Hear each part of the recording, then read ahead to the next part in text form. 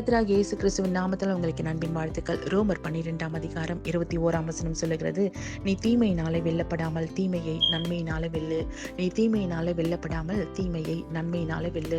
நிறைய நேரங்களில் நாங்கள் தீமையை தீமையினாலே தான் வெல்லுகிறோம். யாராவது நமக்கு தீமை செய்வார்கள் என்றால் திரும்பவும் அவர்களுக்கு தீமையை செய்கிறோம். யாராவது நம்மை அடிப்பார்கள் என்றால் திரும்பவும் அடிக்கிறோம். திட்டுவார்கள் என்றால் திரும்பவும் திட்டி பேசுகிறோம். யாராவது நம்மை சபிப்பார்கள் என்றால் திரும்பவும் அவர்களை நாங்கள் சபிக்கிறோம்.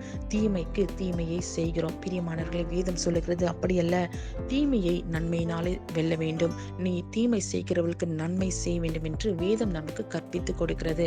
பிரியமானவர்கள், இது கடினமான காரியம்தான்.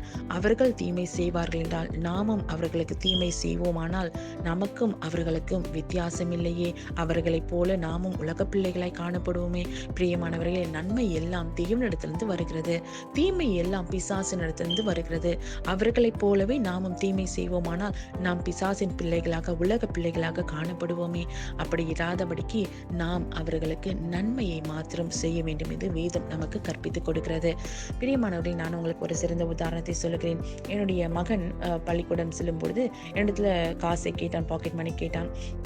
நான் அவனுக்கு 2 பவுன்கள் கொடுத்தேன். அவன் பள்ளிக்கூடம் முடித்த பிறகு அந்த கடைக்கு சென்று அவன் ஸ்வீட்ஸ் வாங்கும்பொழுது அவன் கூட படிக்கிற ஒரு மாணவன் ஓடி வந்து அவன் நண்பன் அவனிடத்துலேருந்து அந்த சாக்லேட் ஸ்வீட்ஸ் என்ன பண்ணிட்டான், அவன் பறித்து கொண்டு ஓடிவிட்டான். என் மகன் அழுது கொண்டே வீடு வரும்பொழுது என்னுடைய கணவனார் சொன்னார், நீ அழாதே, இந்த பேக்கெட் சாக்லேட் எடுத்துகிட்டு போய் அடுத்த நாள் அவனிடத்துல கொடு என்று அவனிடத்துல கொடுத்தார். அடுத்த நாள் என் மகன் பள்ளிக்கூடத்துக்கு சென்று தன் நண்பன் இடத்துல இந்த ஸ்வீட்ஸ் எல்லாம் என்னுடைய டேடி உனக்கு கொடுத்தார், இந்த வாங்கிக்கொள் என்று சொல்லும் பொழுது அவன் மிகவும் உடைந்து போனான். மிகவும் அவன் ஆச்சரியப்பட்டு என் மகளை நோக்கி பார்த்தான். பிரியமானவர்களே, அன்றையிலிருந்து அவன் எப்படியாக அவனிடத்திலிருந்து அந்த பறித்து கொண்டு ஓடுகிற சுபாவத்தை விட்டு அவனோடு கூட நல்ல நண்பனாக காணப்படுகிறான்.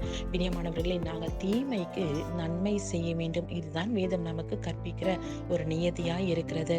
பாருங்க, உங்களுக்கு ஞாபகம் இருக்குதா, இயேசு கிறிஸ்து அந்த சேவகர்களால் பிடிக்கப்படுகிற, அரெஸ்ட் பண்ணப்படுகிற அந்த நாளில் பேதுரு சென்று ஒரு சேவகனுடைய காதை வெட்டினான்.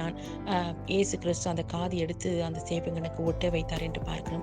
தீமை செய்ய வருகிறவர்களுக்கு நாங்கள் நன்மையை செய்ய வேண்டும். இதுதான் இயேசுப்பா நமக்கு கற்றுக் கொடுக்கிறார். அப்படி செய்வோமானால் நாம் தேவனுடைய பிள்ளைகளாய் காணப்படுவோம். மற்றவர்களையும் தேவனிடத்தில் நாம் நடத்த முடியும். கர்த்தர் உங்களை ஆசீர்வதிப்பாராக.